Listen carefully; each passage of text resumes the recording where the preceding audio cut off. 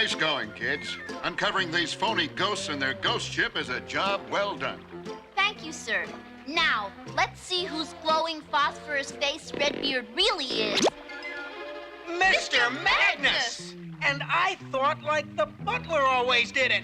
Scooby-Doo usually brings back the fun stuff first. The Mystery Machine, the spooky mansions, the rubber masks, the trap doors, and Shaggy yelling for Scoob while Velma crawls around looking for her glasses. But behind that cartoon comfort food was a small group of real performers who gave the gang their first voices back in 1969. Some became legends in animation, some quietly walked away from the microphone, and a few had final chapters that were far more complicated than most fans realize. Before we start, drop a comment below. Tell us which original Scooby-Doo voice you recognized instantly as a kid. Scooby, Shaggy, Fred, Daphne, or Velma. Today we're looking at the original Scooby-Doo voice cast, who's still with us, and how the ones we lost reached the end of their lives.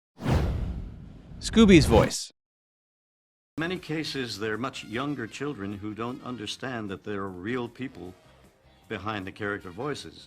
And so usually they're kind of excited to learn that that's how the magic comes about. Don Messick was the first voice of Scooby-Doo, and he didn't just bark into a microphone and call it a day. He built a full personality out of nervous chuckles, swallowed consonants, and that strange, lovable dog logic that made Scooby seem almost human. By the time Scooby-Doo, Where Are You? Arrived, Messick was already a Hanna-Barbera pro. He had voiced Astro on the Jetsons, Boo Boo Bear, Ranger Smith, Muttley, and plenty of background characters who filled out Saturday morning television. What made Scooby different was the balance. He sounded frightened, hungry, loyal, and just smart enough to surprise you. Messick kept the voice going through years of spin-offs, specials, and new versions long after most cartoons from 1969 had faded. His health changed everything in the 90s. Messick suffered a stroke during a recording session and retired soon after. He died October 24, 1997 at 71 after a second stroke.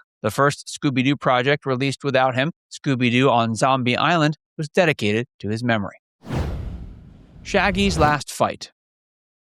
They said, no, we'd like you to read the other character, Shaggy. I said, oh, okay, well, what is it you want? And he said, we'll come up with something. And what I came up with was, Scoobo, buddy, old friend, old pal, it's me, your friend Shaggy. Kasem gave Shaggy Rogers that shaky, hungry, half-panicked sound that somehow made cowardice charming. Before Shaggy, Kasem was already a radio man with a warm, familiar delivery, but Scooby-Doo turned him into a Saturday morning fixture. Kasem's career stretched far beyond Mystery, Inc. He created American Top 40 in 1970, became one of the most famous radio hosts in the country, and voiced Robin in Super Friends. His voice lived in cars, kitchens, bedrooms, and television rooms for decades. His connection to Shaggy was also personal. Kasem was a committed vegetarian, and he eventually stepped away from the character during one period because he objected to Shaggy being used in a Burger King commercial. He later returned after Shaggy was made vegetarian too.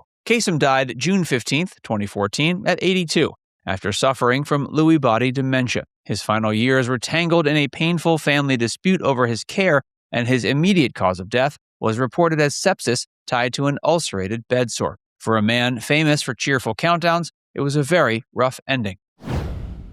Fred keeps driving. I wanted to do Shaggy because that was the funny part.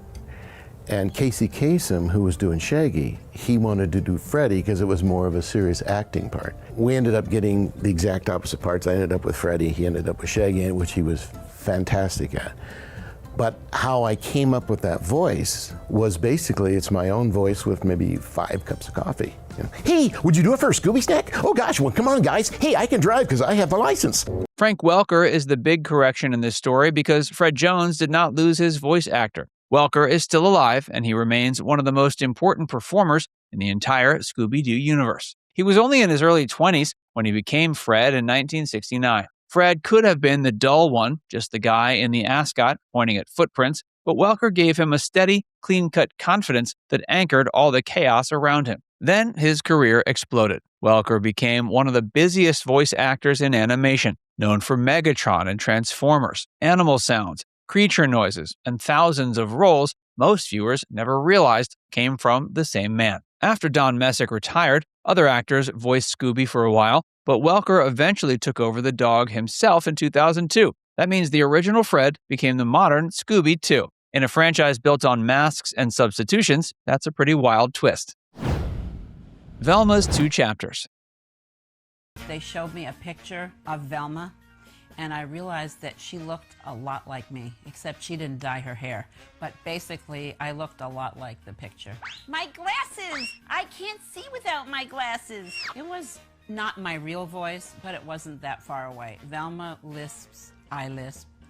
Velma has kind of a slightly kooky voice. I guess my voice is slightly kooky. Nicole Jaffe was the first Velma, and she helped shape the character into the brains of the group. Velma did not need to be loud to control a scene. Jaffe gave her a dry, thoughtful voice that made every clue feel like it had just clicked into place. Jaffe stayed with the franchise through the early years, including the new Scooby-Doo movies, then left acting and built a very different career behind the scenes. Under the name Nicole David, she became a major talent agent and worked with heavyweight entertainment clients. Pat Stevens later became another important early Velma voice during the ABC era. She played Velma from the mid to late 70s, while also appearing on MASH in several nurse roles. Her Velma was a little warmer, but still sharp. Stevens died on May 26, 2010, at 64, after a battle with breast cancer. Jaffe, meanwhile, is still alive and has mostly stayed away from the spotlight, which feels very Velma in its own funny way. Daphne's changing sound. Danger-prone Daphne. Yeah, she would fall down chutes and get the rest of the kids in trouble. Wait! Help me! The girl that had played Daphne for a short period of time had left and gone to New York to get married. Nicole Jaffe David was my roommate and said, "Get in here. They're looking for Daphne. You can do Daphne." Jeepers! I'm doing Velma. We could do this together. This would be great fun. Daphne Blake's original voice came from Stefaniana Christofferson, also known as Indira Stefaniana. She voiced Daphne in the first season, giving the character a bright, polished sound before the role changed hands. Christofferson left after the first season when her life moved in another direction. She had a broader creative background in acting, singing, stage work, television, and commercials, then later stepped away from public life. She's still alive. Heather North took over Daphne and became the voice many fans associate with the character from the classic era. She had an easy, graceful delivery that fit Daphne's early role as the fashionable member of the team who still found herself in danger every other episode. North voiced Daphne across multiple Scooby projects, making her one of the character's defining performers. She died November 29, 2017, at 71. Her death certificate listed cardiopulmonary arrest along with other factors. Now it's time to hear from you. Which original Scooby-Doo voice do you think is the hardest to replace? And did any of these final chapters surprise you? Let us know in the comments section below.